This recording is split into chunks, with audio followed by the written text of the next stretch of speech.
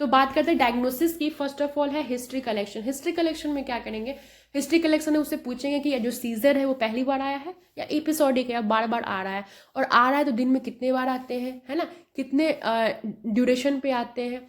और एक चीज़ आप उससे ये पता कर सकते हो कि सीजर जो है वो किस प्रकार का है, कैसे, तो पूछोगे कि मास में आपको जकड़न तो नहीं है, स्टिफनेस ऑफ मसल्स तो नहीं है, या फिर जर्किंग मूवमेंट शो कर रहा है।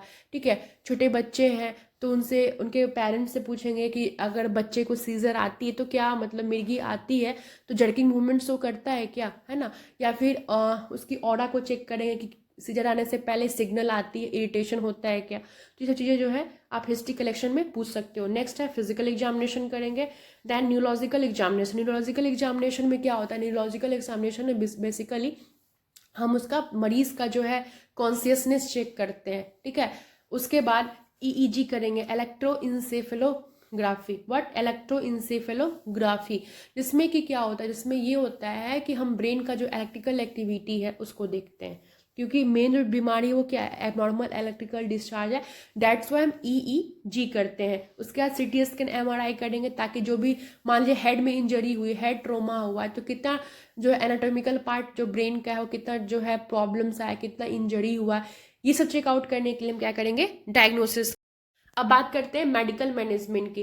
तो क्या एंटी कन्वल्सेंट मेडिकेशन। देखिए, मेडिकल मैनेजमेंट की अगर बात करें तो सीजर का मरीज क्या ठीक हो सकता है, क्या उसे परमानेंट मेडिसिन लेना पड़ेगा, तो जरूरी नहीं है कि सीजर का जो मरीज है वो ठीक भी हो सकता है। वो डिपेंड करता है कि उसका सीजर का टाइप्स क्या है। ओके, और या फिर लाइफ टाइम भी से इस मेडिसिन को लिया जा सकता है। So it depends upon the type of seizure and कब से हो रहा है। ठीक है, तो first of all phenytoin sodium देंगे। ओके, उसका डाइजीपाम देंगे। बेसिकली डाइजीपाम जो होता है वो बहुत ही ज़्यादा लॉन्ग लास्टिंग होता है, यानी कि 12 आवर्स तक, अप्रॉक्स 12 आवर्स तक इसका जो है असर रहता है।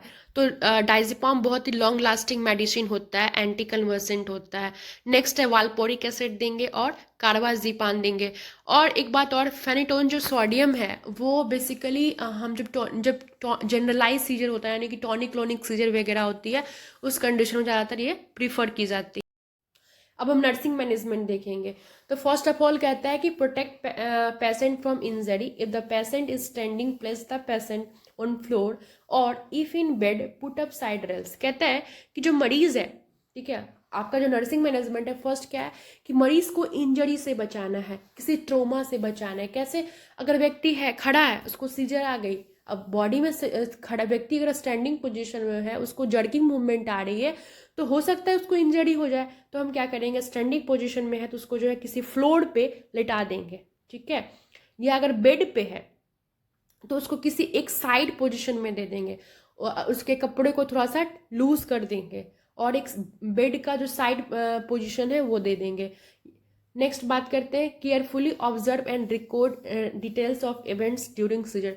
सीजर जब आई उसे, तो जो भी इवेंट हुआ वो आप सब लिखोगे। ठीक है, कितने देर तक हुआ, उसके बॉडी में क्या क्या चेंजेस देखने को मिले, क्या लिप स्मैकिंग हुआ, क्या आई रोल हो रहा था क्या, है ना, ये सब देखेंगे। उसके एयरवे को जो है वो क्या करेंगे, मेंटेन करेंगे, क्योंकि सीजर आ रही है ना, तो उस कंडीशन में व्यक्ति को क्या हो सकता है, सांस लेने में दिक्कत हो सकती है, इसलिए।